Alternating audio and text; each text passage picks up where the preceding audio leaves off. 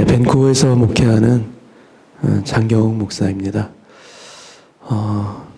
이 복음인 교회에 와서 이렇게 오늘 오전 예배를 드리게 되는 것 자체가 하나님께서 뭔가 간섭하시지 않고서는 있을 수 없는 일이죠. 전혀 어떤 연락점이나 뭐 사전에 알고 있는 상황 가운데 온 예배가 아니라 하나님께서 이 교회에 저한테도 주시는 의미가 있을 거라고 저는 믿고요. 또 함께 예배드리는 모든 성도님들의 마음 안에도 특별히 고목사님 네 분께도 하나님이 주시는 특별한 메시지와 의미와 뜻이 담겨있는 예배가 되기를 소원합니다. 모세가 인생이 120년 인생입니다. 근데 그의 인생을 세 등분으로 나눌 수가 있습니다. 처음 40년은 왕자로 살았던 40년이고 그 다음 40년은 광야에서 이름도 없는 목동으로 잊혀진 인물로 살았던 또 40년. 마지막 40년은 이스라엘 백성들을 이끌고 출애굽하고 이제 가나안 땅에 들어가기 직전까지의 모세의 120년 인생이 있지 않습니까?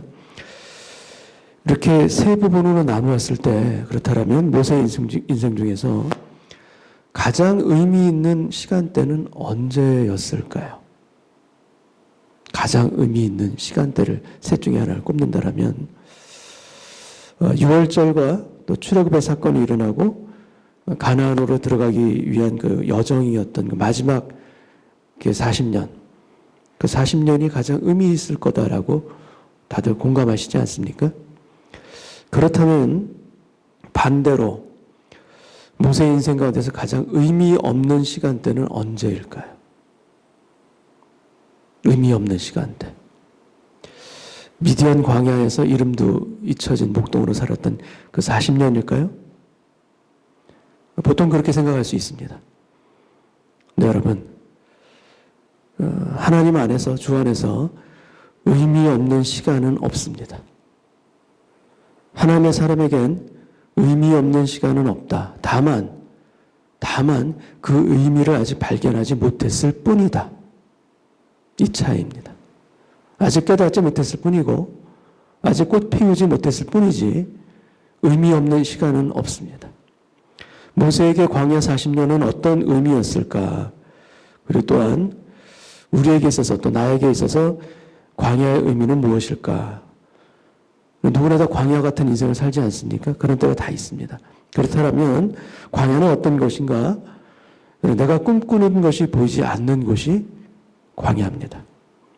그래서 내가 하고 싶은 일이 있어도 할 수 없는 것이 광야이고 아주 황량한 곳, 어두운 곳, 상심이 깊어지는 곳, 소망이 보이지 않는 것이 광야입니다. 그래서 꿈도 사라집니다. 밤하늘의 별빛밖에는 보이지 않는 곳일 수가 있습니다. 그런데 여러분, 너무나 신기한 것은 하나님은 어떠한 분이신가? 하나님은 당신을 나타내실 장소로 선택하시는 곳이 주로 광야입니다. 우리는 외롭고 우리는 어두워요. 근데 오히려 그 어두운 가운데서 가장 하나님께서 자신을 밝히 드러내시는 곳이 광야입니다. 고독과 침묵이 흐르는 곳인데 여러분 그 침묵 안에 소리가 있어요. 아무것도 들을 수 없는 그곳 가운데 오히려 소리가 있습니다. 어떤 소리인가? 세상의 소리가 아니라 하나님의 소리를 들을 수 있는 것, 그 은혜를 누릴 수 있는 것이 광야인 것입니다. 그렇기 때문에 더욱더 우리들의 인생 가운데도 의미 없는 시간은 있다 없다. 의미 없는 시간은 우리에게도 없다입니다. 우리 모두 인생의 광야를 지낼 때가 있죠. 제가 살고 있는 곳은 밴쿠버, 캐나다 밴쿠버입니다. 근데 보통 세계에서 제일 살기 좋은 도시를 꼽으면은 한 손가락 안에 들어가는 도시 중에 하나가 밴쿠버예요. 근데 밴쿠버에 사는 저희 많은 성도님들 이제 고백하기를 어떻게 고백하는가 하면요. 목사님, 이거 밴쿠버가 저한테 너무 광야입니다. 몰랐습니다. 이곳이 이렇게 척박한 땅인 줄은 몰랐습니다라고 고백하시는 성도분들이 꽤 계십니다. 우리는 보통 성숙을 원하죠. 성장을 원합니다. 근데 훈련은 힘이 들어서 우리는 그 기피하고 싫어하는 것 자연스러운 본성 아닙니까? 성장은 원하지만 어려움은 피하고 싶어 하는 것이 우리들의 피할 수 없는 본성이라고 할 수가 있습니다. 그냥 하나님, 그냥 가나안 땅에 저를 그냥 데려다 주세요. 저는 푸른 초장의 삶을 살고 싶고, 저는 쉴만한 물가에 살고 싶습니다. 라는 것이, 이것이 우리 내면 안에서 나오는 소리들일 것입니다. 그런데 여러분, 하나님께서 우리에게 푸른 초장과 쉴만한 물가를 그렇게 쉽게, 그렇게 자주, 그렇게 편하게 주시는가요?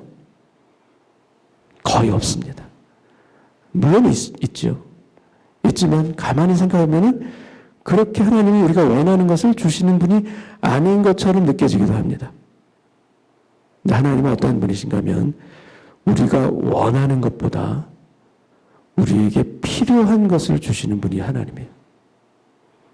우리가 원하는 것과 우리가 필요로 하는 것 분명히 다릅니다. 하나님께서는 어떤 것부터 우선적으로 주시는가? 나에게 꼭 필요한 것, 내가 반드시 있어야 하는 것, 그것을 먼저 주시는 분이 하나님입니다. 그래서 광야에서 우리는 오히려 많은 것들을 깨닫게 됩니다.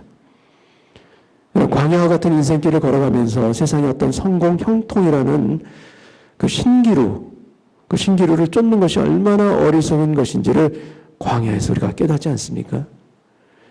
그리고 광야에서는 비가 내리지 않고요, 이슬이 내립니다. 이슬이. 근데 그 새벽 이슬로 인해 광야의 모든 생물이 살아갑니다. 그 새벽 이슬로 인해. 우리가 원하는 것은 소낙비처럼 은혜의 비가 콸콸 퐁당 떨어지는 겁니다. 장마비처럼 은혜가 저한테 쏟아지게 해주옵소서. 그렇게 엄청 퍼붓듯이 내리는 그 은혜가 아니었다면 우리는 만족하지 못하는 그런 본성을 가지고 있는데 그것이 참으로 어리석었구나라는 것을 깨닫는 것이 또한 광야입니다. 여러분, 소리 없이 내리는 그 작은 물방울 같은 그 새벽 이슬이 너무나도 소중한 은혜라는 것을 광야에 사는 인생은 깨닫게 됩니다. 우리가 구하고 감사해야 할 것은 어떤 세상의 형통과 복 이전에 하나님의 은혜라는 것을 우리는 너무나도 잊고 살 때가 있어요. 여러분, 형통과 복은 불편함과 관련된 문제입니다. 복이 없으면 불편해요. 힘이 듭니다. 근데 은혜는 불편의 문제가 아니라 생존의 문제입니다.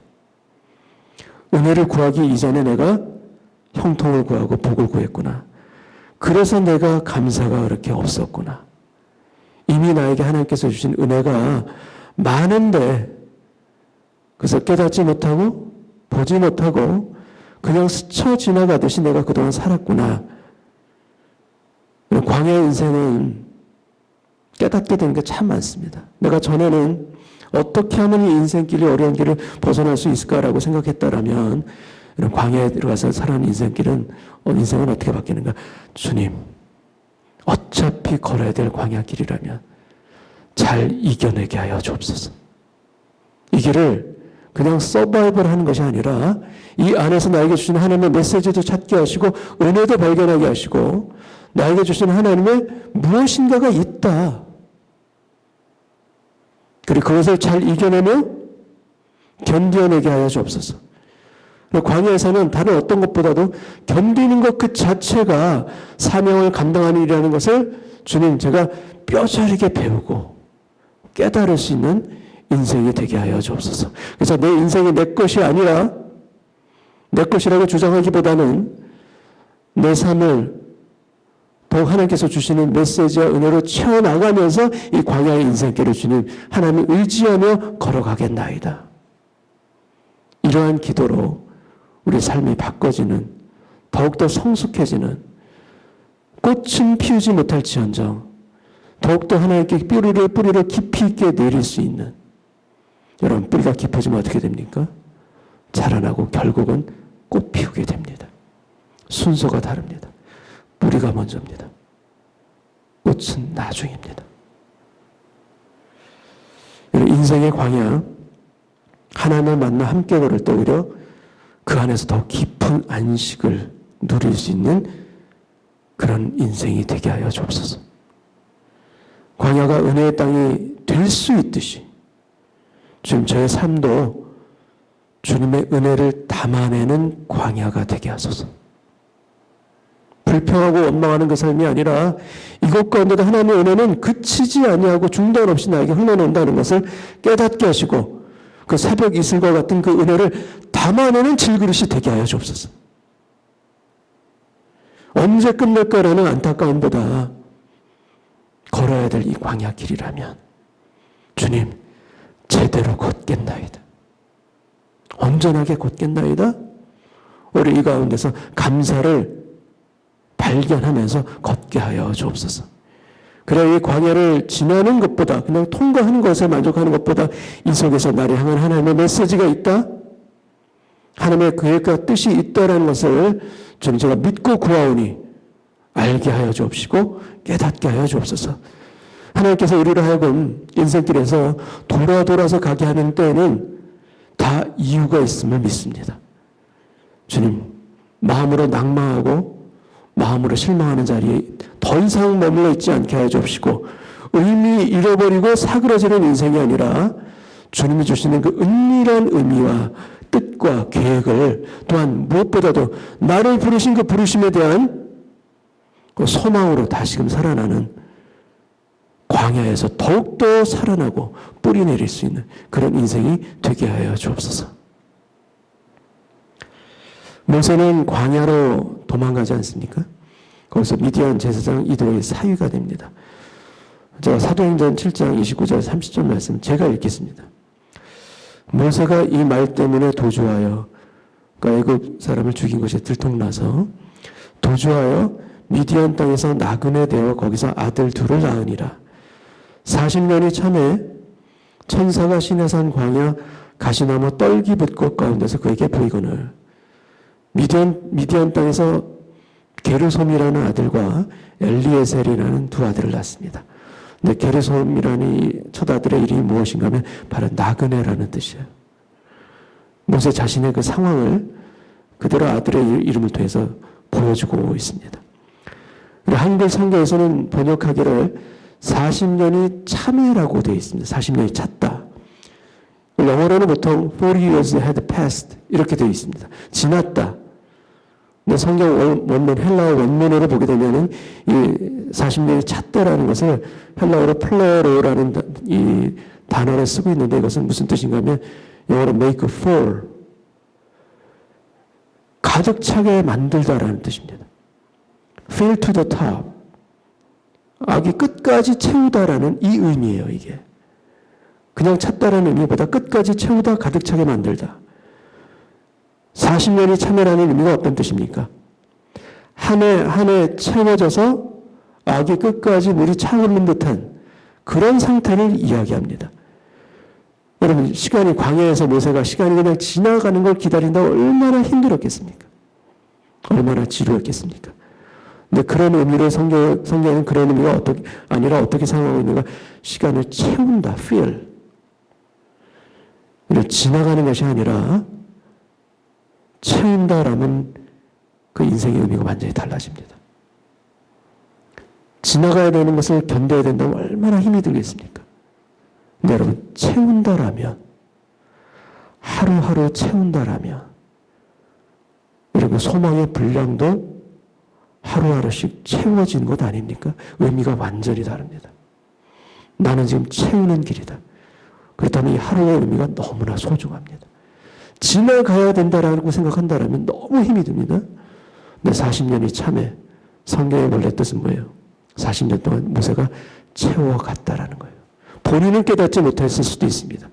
그러나 하나님은 그 의미로 모세를 바라보셨던 것입니다. 하나님께서 모세에게 나타나셔서 그를 부르십니다. 근데 그 부르심의 도구가 무엇인가? 떨기나무입니다. 왜 하나님께서는 많은 방법들 중에서 왜 나무를 택하시고 그 중에서도 또한 떨기나무를 선택하셨을까? 아브라함에게 나타나서 약속하실 때는 아브라함에게 하나님은 밤하늘의 별을 보라, 또 해변의 모래를 보라, 그걸 통해서 너희 후손이 이와 같으리라 약속해 주시는 장면이 나오지 않습니까? 야곱에게는 어떻게 합니까? 하늘의 문이 열리고 사닥다리가 하늘과 위를 천사들이 오르내락 내려가는 환상을 통해서 말씀해 주시지 않습니까? 근데 모세에게는 무엇을 통해서 하십니까? 떨기나무. 근데 이 떨기나무는요, 나중에 한번 그 사진 한번 찾아보십시오. 이게 나무가 아니라 덤불과 비슷합니다. 나무라고 하기 어려워요. 그 광야에서 흔히 볼 수 있는 그 스네라고 불리는 아카시아과에 속하는 가시나무 또는 보통 가시덤불이라고 부르는 게 바로 떨기나무입니다. 근데 성경에서는 이 가시덤불 또는 떨기나무는 되게 좋은 의미로 사용되지 않습니다. 아담이 범죄한 이후에 그때 그에게 저주가 내릴 때 그 중에 한 가지 저주가 무엇인가 하면 땅이 가시덤불과 엉겅퀴를 낼 것이다 라고 얘기합니다. 이 가시덤불이 바로 이거예요. 그러니까 좋은 의미가 아닙니다. 그런데 떨기나무는 덤불과 같기 때문에 뿌리가 너무 약해요. 그리고 바람이 불면 갈대처럼 흔들립니다. 더구나 메마른 이 광야에서 나무와 이 떨기나무가 흔들리게 되면 서로 마찰이 되면서 한국의 위성에서 산불이 난 것처럼 불이 아주 쉽게 나게 되고요. 그리고 떨기나무에 불이 붙으면 어떻게 되는가? 마치 지푸라기에 불이 붙어서 확 타버리는 것처럼 그런 나무입니다. 근데 모세가 본 놀라운 광경은 떨기나무에 불이 붙었는데 나무가 불타지 않는 것. 이 장면을 본 것입니다. 그래서 모세는 불이 붙었는데 타지 않는 그 떨기나무를 보려고 가까이 다가갑니다. 제가 출애굽기 3장 2절 말씀 제가 다시 읽겠습니다. 여호와의 사자가 떨기나무 가운데로부터 나오는 불꽃 안에서 그에게 나타나시니라. 그가 보니 떨기나무에 불이 붙었으나 그 떨기나무가 사라지지 아니하는지라. 가시떨기는 포도나무처럼 귀한 열매를 맺는 나무가 결코 아닙니다. 그리고 백향목처럼 솔로몬이 성전을 지을 때 썼던 그 백향목처럼 이렇게 목재로도 사용할 수 없는 나무입니다. 또한 가시가 있기 때문에 만지기도 어려워요. 생각해 보십시오. 열매를 맺지도 않고 목재처럼 쓸모도 없고 가시가 있어서 만지기도 어려운 정말 쓸모없고 가치 없는 나무가 광야에서 바람에 이리저리 휘날리는 것처럼 보이지는 그 나무가 이 떨기나무인데 인간적인 기준으로 볼 때 정말 아무 쓸모가 없는데 하나님은 모세를 부르실 때 무엇을 선택했는가? 이 가시덤불, 이 떨기나무를 선택하셨어요. 그리고 그곳에 불을 붙이셨습니다. 근데 그냥 붙이신 것이 아니라 기적을 이루어졌습니다. 어떤 기적? 불에 타지 아니하는 기적. 이 기적 가운데 모세를 부르신 거예요. 이것이 도대체 무엇을 의미하는가? 이 불붙은 떨기나무가 무엇을 의미하는가? 여러 가지 의미로 해석될 수가 있겠지만 간단하게 세 가지로 이것을 해석한다면 첫 번째는 이 불붙은 떨기나무는 이스라엘을 애굽의 학대 아래 핍박받는 이스라엘을 상징합니다. 이스라엘 백성들은 애굽 치하 가운데 불과 같은 고통 가운데 있지만 그럼에도 불구하고 그 고난 가운데서 결코 사라지지 아니하리라. 출애굽의 역사로 인해서 열방 가운데 하나님의 빛을 발하는 하나님의 민족으로 반드시 세우리라. 이스라엘을 상징합니다. 불붙은 떨기나무가. 두 번째는 모세 자신을 의미합니다. 연약하고 가치 없는 떨기나무에 하나님께서 불을 붙이신 겁니다. 하나님의 불이 붙었습니다. 그의 소명을 일깨우는 하나님의 불입니다. 부르심의 불입니다. 이 불을 하나님께서는 모세에게 보여주신 것이에요. 모세가 얘기하지 않습니까? 내가 돌이켜가서 이 큰 광경을 보리라. 호기심에 찾아갔습니다. 근데 이 큰 광경은 무엇인가? 불붙은 떨기나무가 무엇을 의미하는가? 바로 모세 자신입니다. 이름도 잊혀진 노바디가 된 그런 모세를 통해 하시고자 하시는 하나님의 놀라운 계획을 밝히는 불이 바로 이 떨기나무에 붙은 하나님의 불입니다. 모세의 인생을 보면 모세의 인생 가운데 중요한 두 가지 식물이 나옵니다. 하나는 갈대고요. 하나는 이 떨기나무입니다. 둘 다 나무라고 하기에는 맞지 않죠. 너무나도 연약한 식물입니다. 이 갈대로 무엇을 만듭니까? 모세가 어렸을 때 어머니가 갈대 상자를 만들어서 그에게 갈대를 통해서는 그에게 모세에게 구원이 임했고요. 떨기나무를 통해서는 모세에게 부르심이 임했습니다. 구원과 부르심, 갈대와 떨기나무, 얼기설기 역청을 칠한 그 갈대 상자가 바로 모세입니다. 그리고 보잘것없는 광야의 떨기나무가 또한 바로 모세 자신입니다. 근데 하나님께서는 어떻게 역사하셨는가? 바로 거기에 사람의 불이 아니라, 세상의 불이 아니라 하나님의 불을 붙이신 겁니다. 하나님의 불이 임한 것입니다. 첫 번째가 이스라엘이고 두 번째가 모세라면 세 번째는 교회와 우리 성도를 의미해야 합니다. 바울이 고린도 교회를 그 부르심을 말하면서 주목하는 것은 고린도 교회 성도들에게는 부와 권세와 학식이 있는 것이 아니다. 형제들아, 너희의 부르심을 보라. 육체를 따라 지혜로운 자가 많지 아니하며 능한 자가 많지 아니하며 문벌 좋은 자가 많지 아니하도다. 그러나 하나님께서 세상에 미련한 것들을 택하사 지혜 있는 자들을 부끄럽게 하려 하시고 세상에 약한 것들을 택하사 강한 것들을 부끄럽게 하려 하신다. 이 고린도전서 1장 26절 27절 말씀입니다. 우리는 우리의 강함이 아니라 하나님의 강함을 증명하는 떨기나무와 같은 존재가 우리입니다. 우리는 내가 강하려고 하지 않습니까? 하나님께서는 하나님 당신의 강함을 나타내시기 위해서 연약한 떨기나무 같은 우리를 통해 오히려 당신의 권능을 드러내시는 분이십니다. 우리가 약하고 힘들 그때, 소망이 없는 그때 우리 하나님의 강하심과 전능하심이 대비되면서 하나님의 하나님 되심이 증명되는 것입니다. 하나님은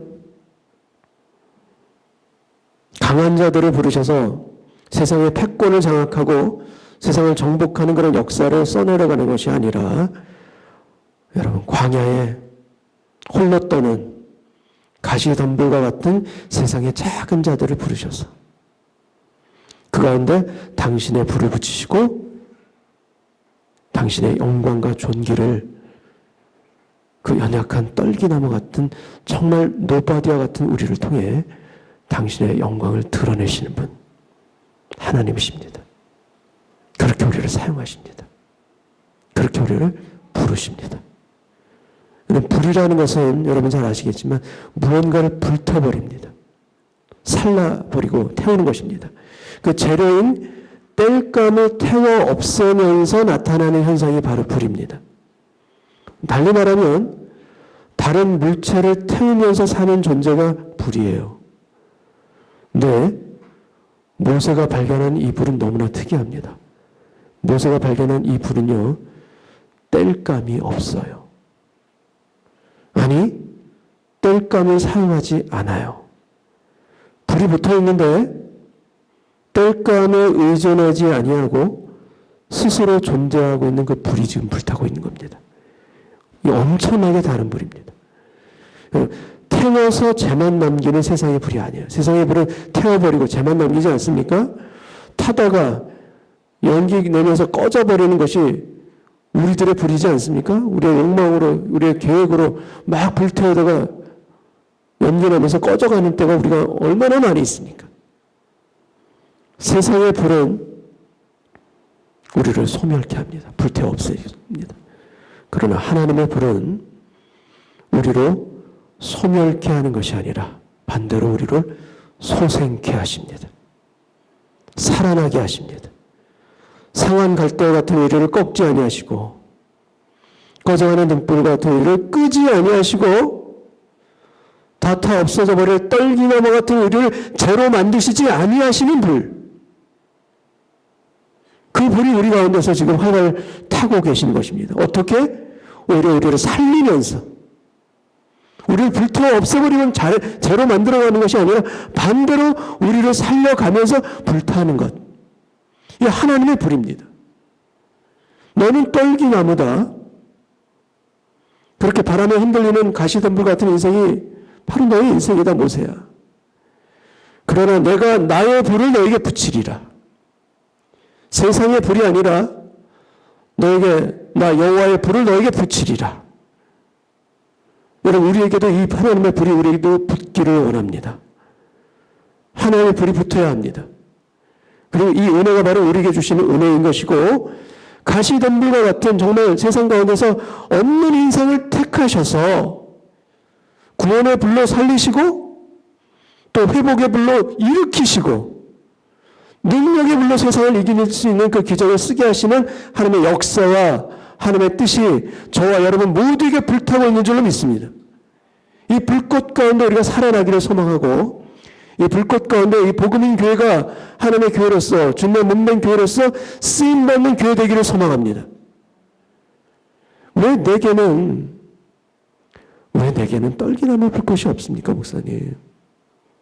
하나님의 불이, 나를 부르시는 그 모세를 통해서 보여주셨던 그 나를 부르시는 그 불이 왜 나에게는 없습니까? 여러분, 속으로 이렇게 한탄하고 계신 분 혹시 계십니까? 나는 아무리 내 삶을 뒤져봐도 불이 없어. 다 꺼졌어. 옛날엔 있었는지 모르는데 지금은 쟤도 없는 것 같아. 혹시 이렇게 스스로를 낙망하면서 나는 불이 없다. 다 꺼졌다. 혹시 이렇게 생각하시는 분 계십니까? 여러분, 하나님의 불이 없는 게 아닙니다. 살아 있습니다. 분명히 있어요. 그러니까 모세의 떨기나무를 성경에서는 이게 불타는 것으로 이렇게 기록하고 있지 않습니까? 근데 그것은 불타는 것을 넘어선 거예요. 눈에 보이기에는 불타는 것으로 보이는 건 맞아요. 근데 단순히 불타고 있는 것을 넘어선 겁니다. 이 부분은 우리 성경이 아니라 이 헬라 원문은 더 좋고, 영어 성경을 보게 되면 이 표현이 더 이해가 되기 쉽기 때문에 제가 죄송하지만 이 부분을 영어로 제가 표현하겠습니다. 아주 쉬운 영어입니다. 이 부분은 어떻게 표현하고 있냐면, 부시는 이제 가시덤불이죠. 떨기나무입니다. Bush was not on fire. 그러니까 부시에 fire가 붙은 것이 was not on fire. 그게 아니다. But fire was in the bush. fire가, 불이 떨기나무 부시 안에 있는 것이다, 이거예요. 불타고 있는 거 맞습니다. 근데 이 원어적인 해석이 어떤 식으로 가능한가? 불타고 있는 것이 아니라 오히려 어떻다고요? 불이 부시 안에 있다, 이겁니다. 떨기나무가 불타는 것이 아니라 불이 떨기나무에 거하고 있다. 떨기나무에 불이 임하여서 사라지지 않고 거하고 있는 장면입니다. 저와 여러분의 가슴 안에 성령님이 계십니까, 안 계십니까? 예수 그리스도를 구주로 믿고 고백하는 우리 안에 하나님의 영이, 주님의 영이 있습니까, 없습니까? 있습니다. 살아 계십니다. 우리는 낭망하고 우리의 감정으로 또 우리 마음에 때로는 너무 높은 깊은 굴곡의 인생의 광야를 지날 때 나 자신도 나를 인정하지 못할 때가 있는 건 사실이지만, 주님을 사랑하는 우리 마음 안에 성령이 있습니까, 없습니까? 계십니다. 불타고 계십니다. 우리 안에 성령님이 임하시고 사라지지 아니하고 내주하시듯이 예수를 그리스도로 영접한 우리 모두에게 이 하나님의 불이 있음을 믿으시기 바랍니다. 우리의 감정으로는, 우리의 이성으로는 난 도무지 믿어지지 않아 라고 생각할 때가 물론 있어요. 그러나 결코 여러분, 구원은 우리에게 감정으로 임하지 않습니다. 구원은 말씀, 진리로 임합니다. 내가 때로는 인정하지 못하고 느끼지 못해도 구원받은 진리는 우리 안에서 역사하실 줄 믿습니다. 주님의 십자가 보혈의 능력은 때로는 내가 낭망하고 눈이 감겨져 있다 할지라도 여전히 나를 구원하시는 주님의 보혈입니다. 부정할 수 없습니다. 내 안에 살아 있습니다. 불타고 있습니다. 내 안에 거하고 있다. 믿으시기 바랍니다. 불이 없는 것이 아닙니다. 그래서 여러분, 나는 불타고 있는 것 같지 않아. 내 느낌이 맞죠. 불이 다 꺼진 것 같죠. 근데 여러분, 불이 있습니까? 없습니까? 있어요. 내 안에 분명히 있어요. 내 작은 떨기나무에 하나님의 불이 거하고 있습니다. 활활 불타오르는 것처럼 보이지는 않을지언정 하나님의 불이, 여러분, fire was in the bush. 아니, was가 아닙니다. Fire is in my bush, in my heart. 이것 믿고 선포하고 살아가시기를 주님의 이름으로 축원합니다. 다가가는 모세를 하나님께서 부르십니다. 신을 벗으라. 너무나 유명한 장면이죠. 너는 신을 벗으라. 출애굽기 3장 5절 말씀 제가 다시 읽겠습니다. 하나님이 이르시되 이리로 가까이 오지 말라. 내가 선 곳은 거룩한 땅이니 네 발에서 신을 벗으라.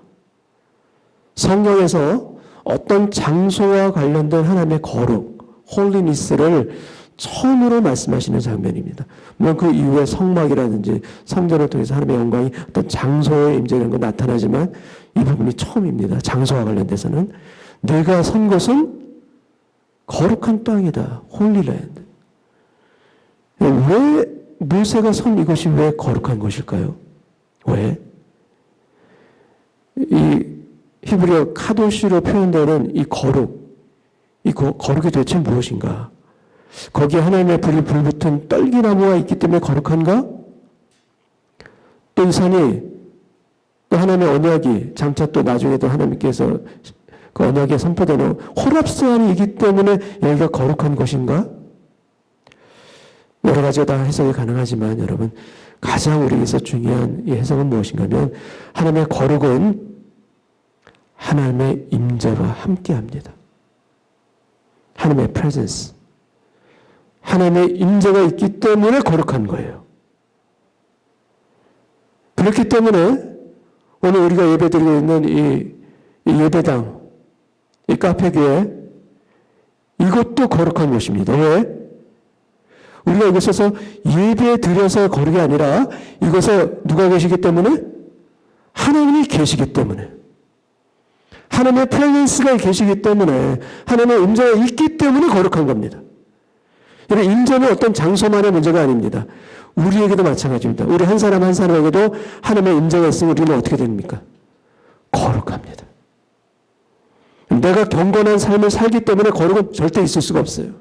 우리의 경건은 너무나도 허약합니다. 너무나도 무너지기 쉽습니다. 그러나 나에게 무엇을 주십니까? 하나님의 프레젠스가 있기 때문에 거룩한 거예요. 나는 거룩하지 않아요. 나는 연약한 떨기나무 같은 인생이에요. 근데 나 같은 이런 인생에, 죄 많은 인생에 하나님께서 임하시는 이 놀라운 은혜가 있기 때문에 우리도 거룩합니다. 근데 하물며 내가 하나님을 사랑하고자 애쓰는 바로 그 자리에 있을 때, 또 하나님의 경건을 내가 정말 힘 다해 목숨 다해 뜻 다해 훈련하는 나라면 하나님의 프레젠스, 하나님의 임재하심 우리 인생 가운데 더 놀랍도록 임하는 것 당연한 것 아니겠습니까? 하나님께서 함께 하시는 가정, 그렇다면 여러분의 가정도 거룩한 가정이 될 줄 믿습니다. 하나님을 중심으로 모실 때 거룩한 가정이 되는 은혜가 하나님께서 함께 하심으로 말미암아 저절로 자연스럽게 임하게 될 줄 믿습니다. 그 때문에 여러분, 우리가 가정에서 또는 예배드리는 이 예배당에서 마찬가지입니다. 하나님의 임재를 하나님께서 나에 찾아와 주옵소서, 나에게 임하여 주옵소서. 특별히 예배 가운데 진실함으로 하나님을 구하고 찾는 오늘 이 시간이 되기를 원합니다. 그리하면 하나님의 거룩, 하나님의 카도시를 덧입게 하여 주시리라. 이 은혜가 여러분의 한 사람 한 사람의 인생과 가정뿐만 아니라 오늘 복음인 교회 가운데도 함께 하시기를 주님의 이름으로 축복합니다. 어둠은 우리를 위협하죠. 우리를 두렵게 합니다. 근데 그 어둠 속에서 우리가 믿음을 선포하잖아요. 낭만 가운데서, 절망 가운데서 우리가 그 가운데 믿음을 가지고 선포하잖아요. 어떠한 일이 일어나는가? 믿음을 선포하는 그곳에 어둠 가운데 빛이 임합니다. 이 하나님의 약속입니다. 빛이 임하면 어떻게 되는가?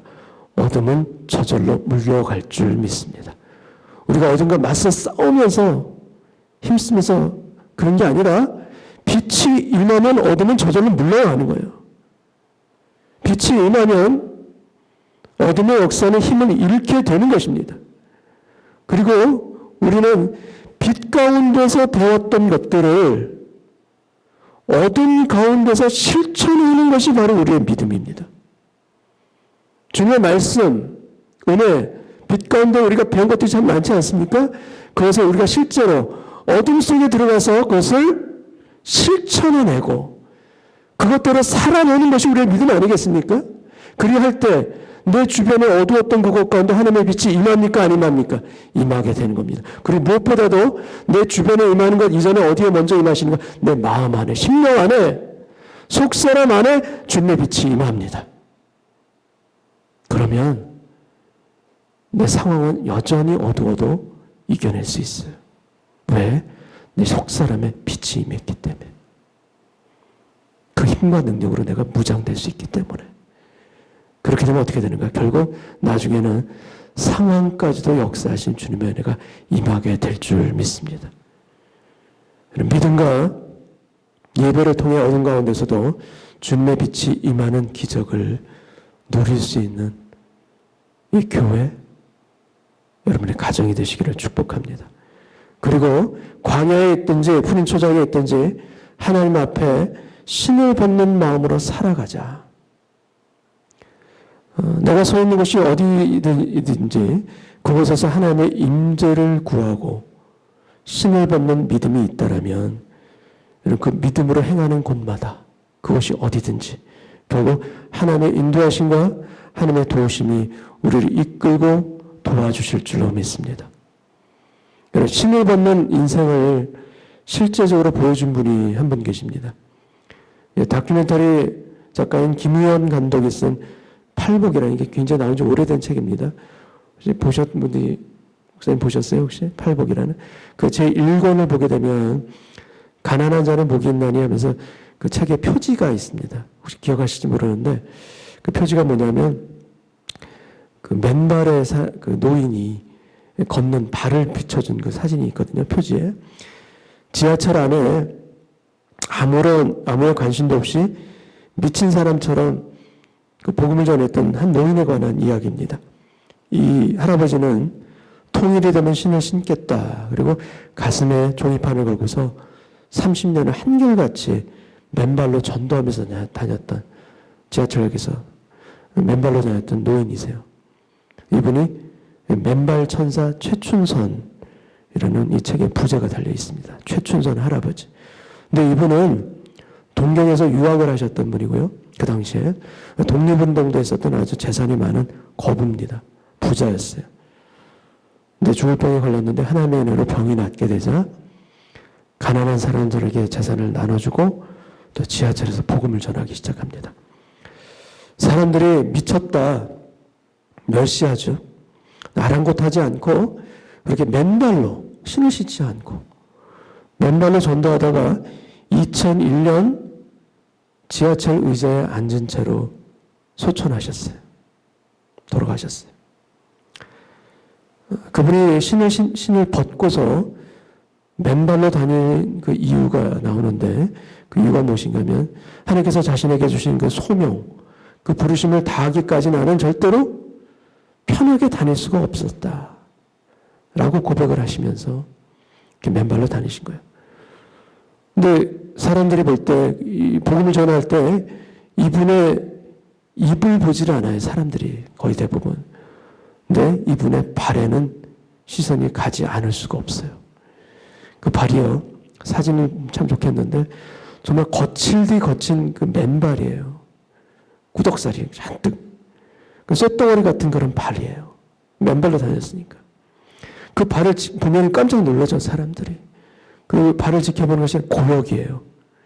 그래서 사람들이 화를 내기도 하고 미쳤다라고 취급도 하고 아니 예수님도 좋고 전도도 좋지만 그래도 제발 신발은 좀 신고 하셔라.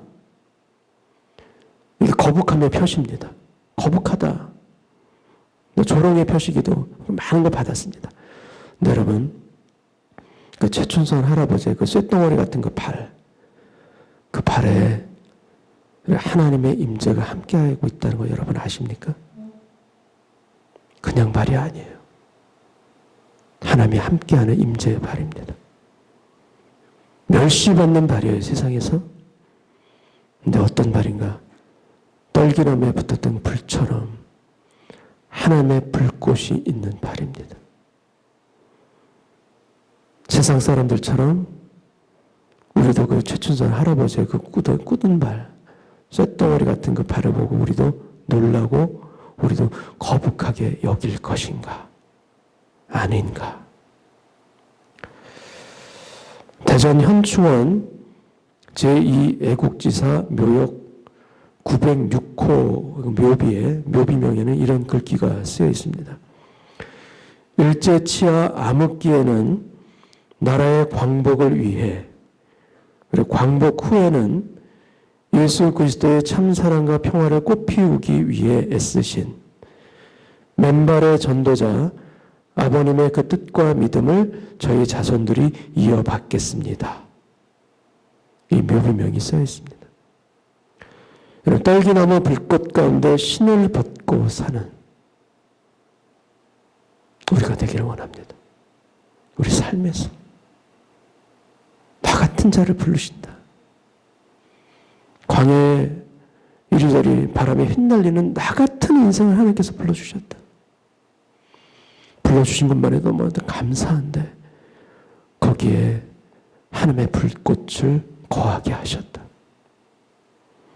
이 감격 가운데 하나님, 저도 신을 벗는 그런 인생을 살아가겠나이다.